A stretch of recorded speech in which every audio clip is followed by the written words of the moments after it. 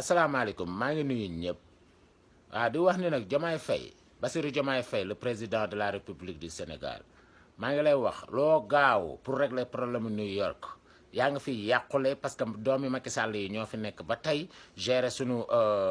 consulat tey ñu ngi saboter liggéey bi ñun mësuñu am problème mu passeport parce que New York kese mooy defar passeport fii passeport u Sénégal